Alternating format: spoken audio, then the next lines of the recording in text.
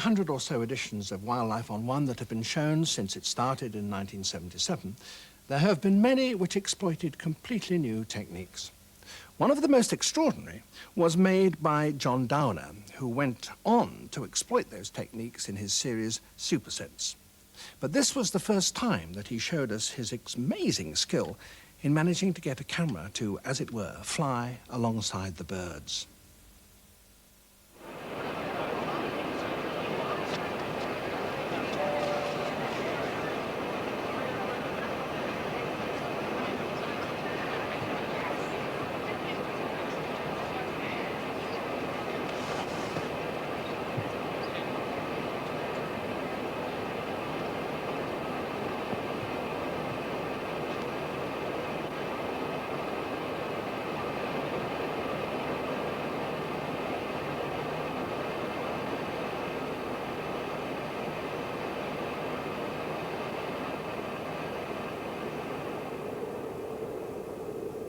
Even from the comfort of a modern aircraft, we can still marvel at the flight of a bird. To discover more, we must take to the air ourselves and fly with them.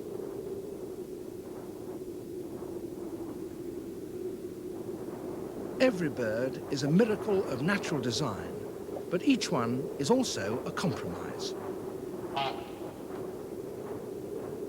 As greylag geese migrate the 500 miles from Iceland to Scotland, their streamlined wing and body design is working at its limit.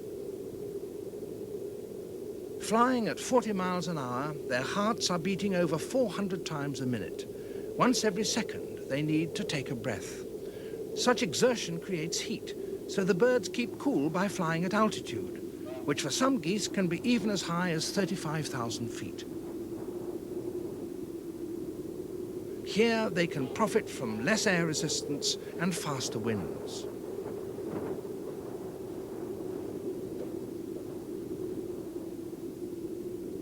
The wings are driven by strong breast muscles using body fat as fuel. Extra weight has been put on for the flight, but to save energy, the birds fly in formation, the uplift of air from the leading bird helping those behind.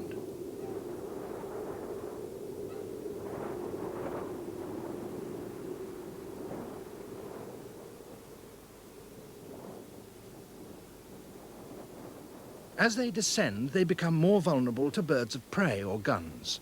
The aerial efficiency of their shape is now a liability.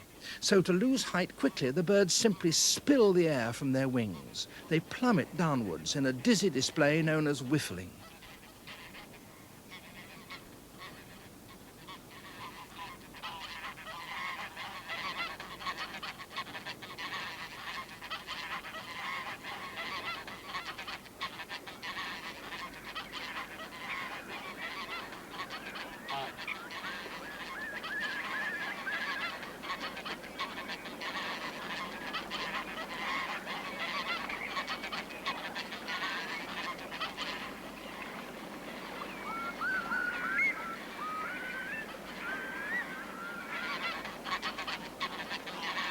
As they land, the wings are tilted back, both to gain lift and to act as a brake against the air. The wings flap again to slow their descent, and the feet help cushion the landing.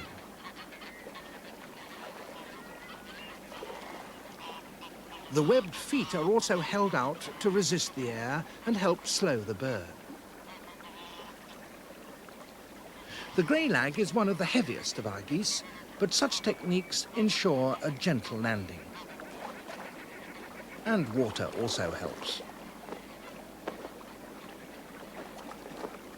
Heavier birds have different limits to their performance.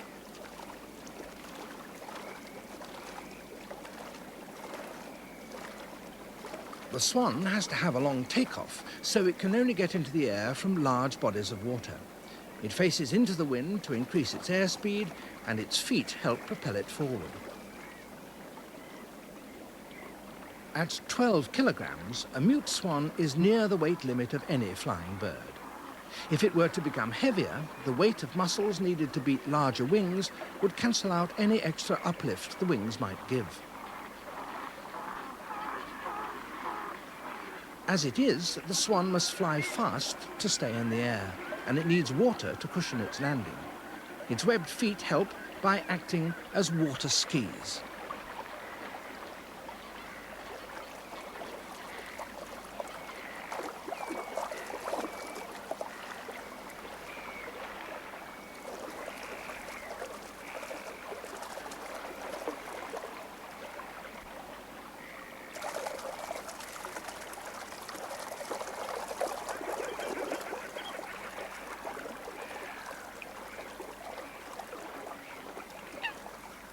The coot also has problems taking off, for large size is not the only thing that hampers flight. Coots are relatively heavy because they feed underwater. They have small wings because they live in dense vegetation. The advantages of this way of life far outweigh the disadvantage of a slow takeoff, and the coot can always dive to escape danger.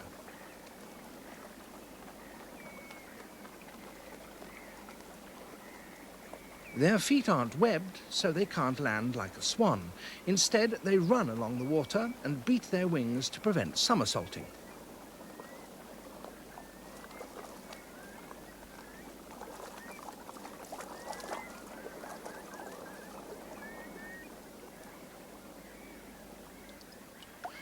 Birds that don't dive, like the teal, are affected by other factors. Its dabbling takes it to the water's edge, and in this danger zone, a quick takeoff is vital.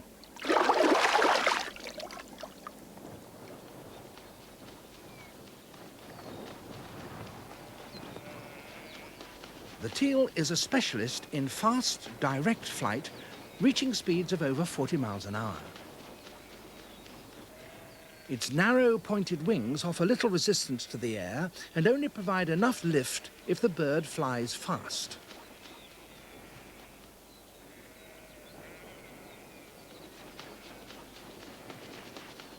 Ducks with smaller wings must fly even faster. Some reach 75 miles an hour, making ducks among the fastest birds. To catch such birds, their predators need to be even quicker.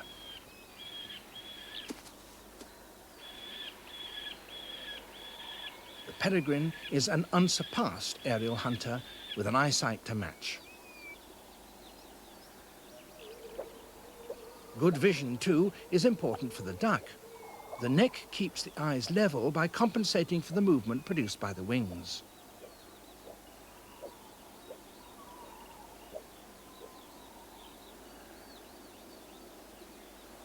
The peregrine's shape gives it great speed. Like ducks, its wings are relatively short with a narrow tip which produces little drag. Powerful muscles drive the wings through the air as the bird alternates between fast flapping flight and soaring. The spread tail acts as a rudder, giving fine control.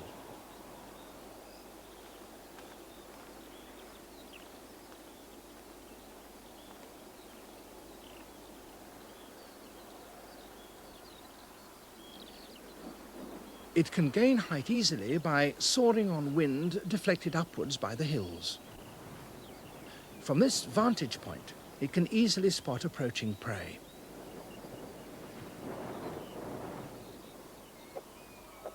Unable to soar, the teal has to maintain its flight by continuous flapping.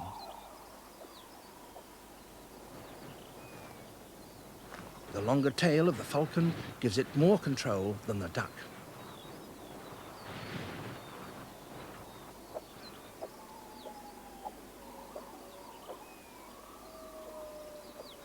By gaining height, the falcon can achieve yet another advantage over a bird that closely matches it in speed.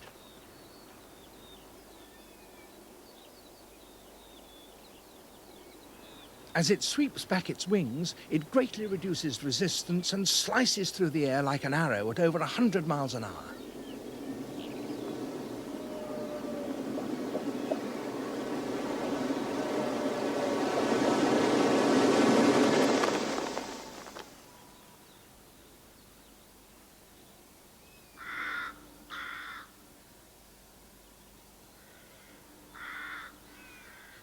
The rook has no need for great speed, so its wings are much larger than the duck or peregrine.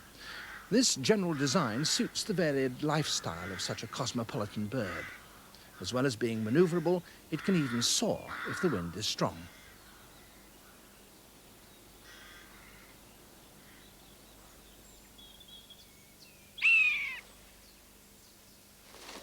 The buzzard is built to a similar design.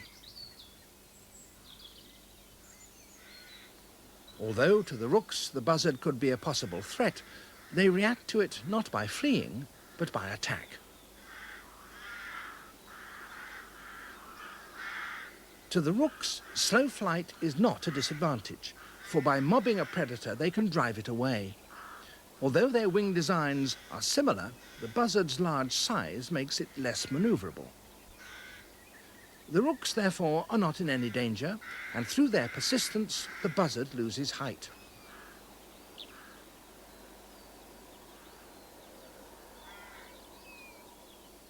Although not agile or fast, the buzzard has other ways of mastering the air. It lives in a world of ever-changing air currents.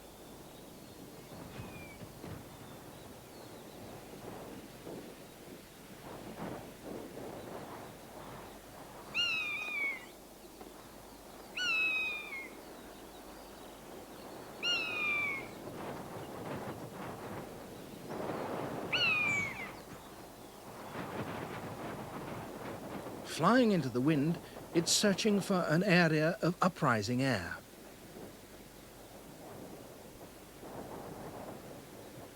As it reaches the slope where the wind hits the hillside, it feels an updraft.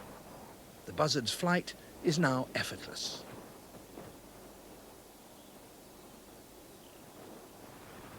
Its broad wings are built for slow soaring, and by altering their shape, it can fine-tune the amount of lift they provide. It rises so easily because, like all birds, its wings are curved like inverted shallow cups. The air in the curved underside is at a high pressure, while that on the upper side is at a much lower pressure, as the feathers flicking up clearly show. In consequence, the bird tends to rise.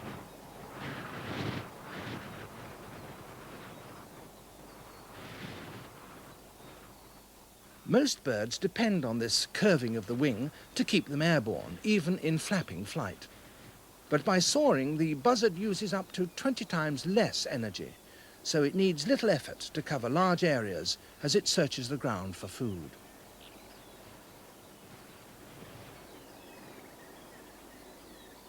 It feeds mainly on carrion.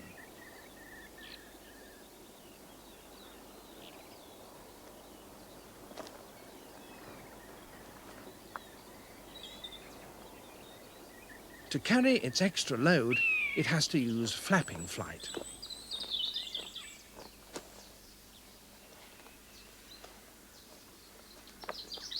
Although it nests in woodland, its large wings prevent it hunting among trees. Woodland birds are built to a different design. The jay is typical.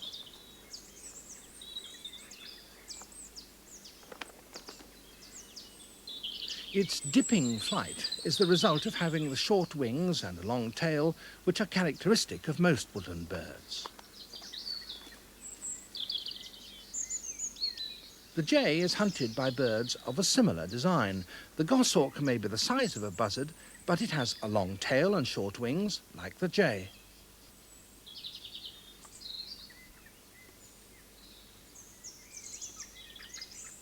Short wings allow birds to fly through dense undergrowth, while the long tail compensates by giving the bird extra stability. Such skill is vital for both hunted and hunter.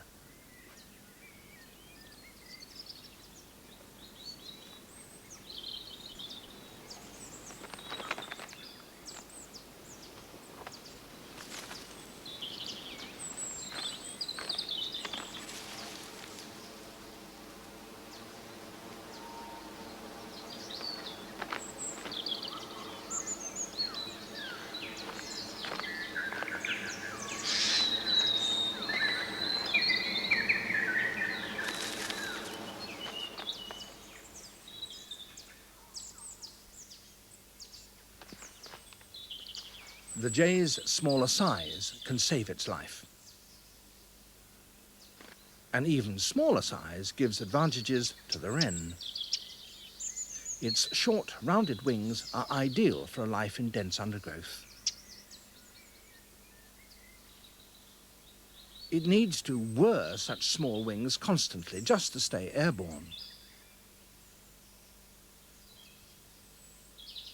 Small size and short wings are very useful if you live by plucking food from thick vegetation.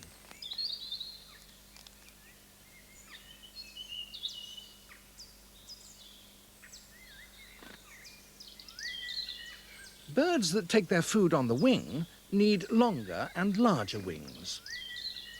The spotted flycatcher is about the size of a sparrow, but its longer wings give greater lift and very precise control.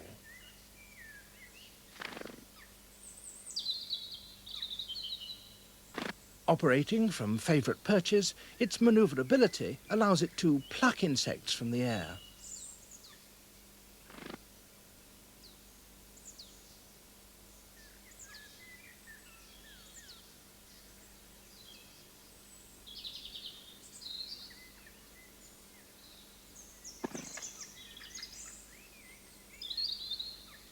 Such exertion requires frequent rest, but the flycatcher is also capable of long migration flights, even as far as southern Africa.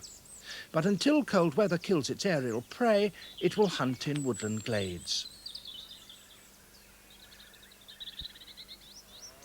The wide open fields offer different possibilities for other aerial hunters. They are patrolled by another migrant from southern Africa. With only the occasional tree to obstruct its flight, its wings have become very long indeed. There are few birds that can fly as aerobatically as a swallow, although its wing design would be a hindrance in woodland.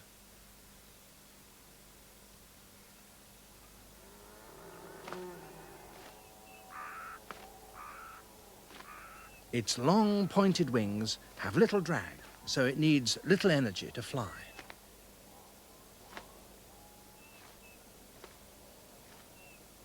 A large wing area allows it to fly at slow speeds, and the long spread tail helps too.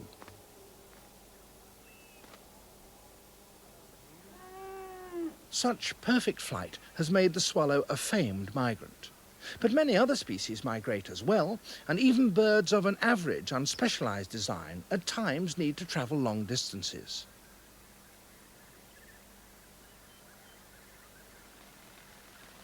A starling can fly at 35 miles an hour, almost twice the speed of a swallow.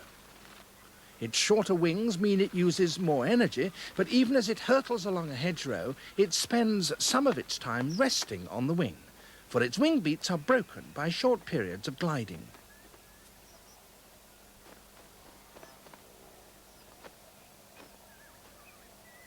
The outstretched wings give a small but valuable saving in energy.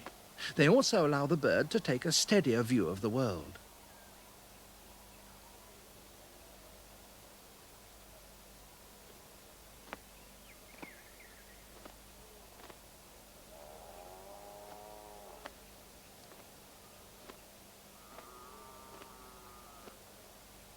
Such energy saving helps migrating birds, but if the starling were any smaller, the drag from the outstretched wings would be greater than the uplift that they provide. Smaller birds with shorter wings need a different technique. Birds like goldfinches rest with their wings held against their body. Angling themselves like a ski jumper, they keep drag to a minimum as they save energy.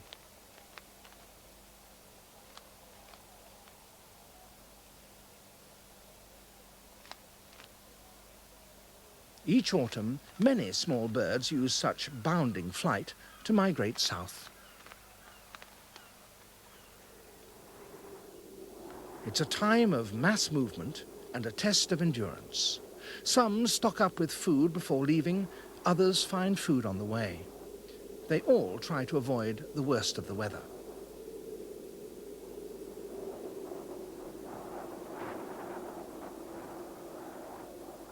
flight efficiency is now stretched to its limit, but some make the journey with very little effort.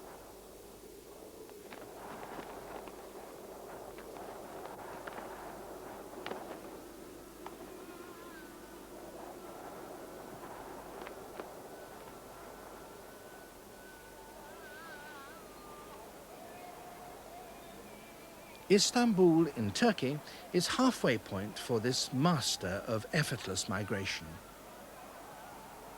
The long, broad wing of the white stork allows the bird to soar slowly. As they glide, the storks are searching for rising air.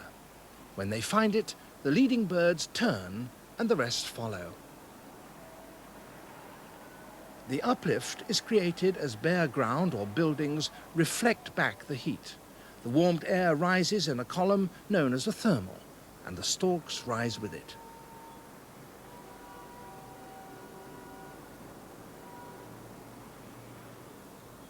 Up to 200,000 storks pass through Istanbul each autumn.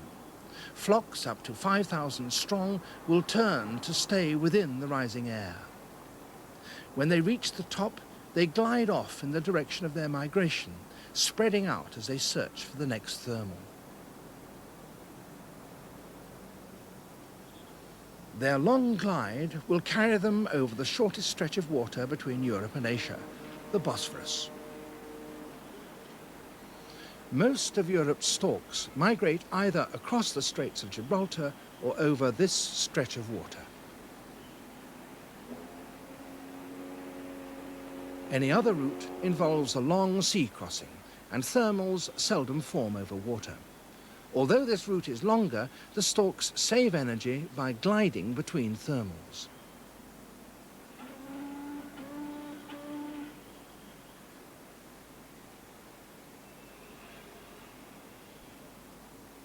Once they've crossed the mile width of the Bosphorus, they turn again in a thermal and begin to rise. Now, in Asia, they will use many such thermals to carry them on to Africa.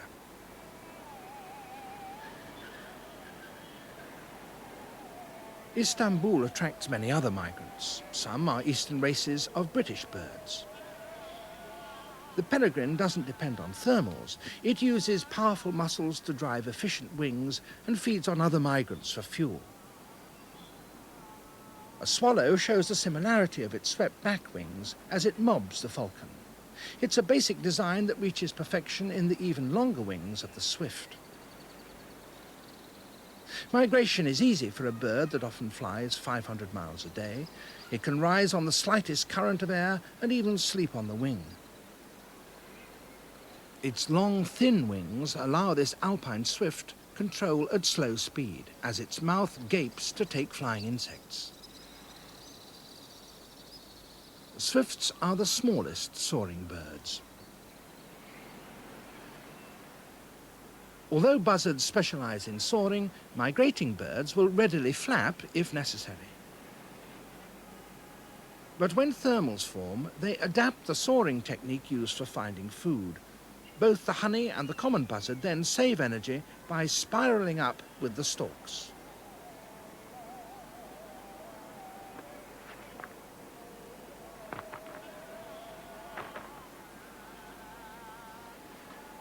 The storks can easily outsoar the buzzards, but their larger wings can be a liability if they leave the land and the thermals that rise from it. Although most glide off east over the Bosphorus, some take a shorter but more hazardous route south over the Marmara Sea. There is 30 miles of sea ahead of them, and it's not producing thermals.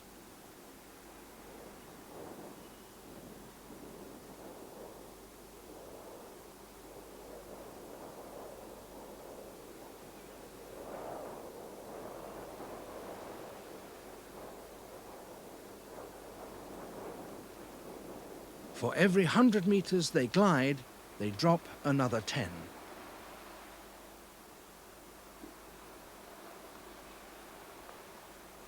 As they move closer to the water, they have to flap to stay airborne. They're now using 20 times the effort that they used when gliding.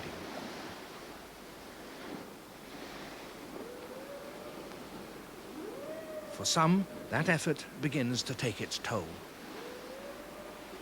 In bad weather, many hundreds may drown. It's now at the limit of its design.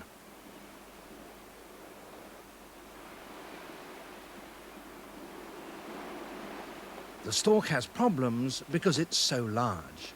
If it were to flap for the entire 6,000-mile journey, it would need so much extra muscle and fat that it would become impossibly heavy. By using thermals for most of the way, storks need to put on little extra weight, but the journey takes several weeks. Shortcuts, though hazardous, save time.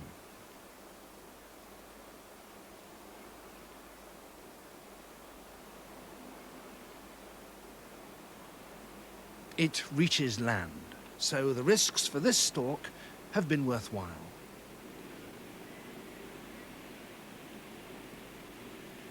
Every bird is a compromise between design and behavior. Storks do not have the short pointed wings of fast geese and ducks, the swept-back wings of aerial hunters, or the short rounded wings of woodland birds. For storks, the perfect wing is the one that can soar on a breath of warm air. Like all birds, their wings are suited with marvelous perfection to the particular lives that they lead in flight.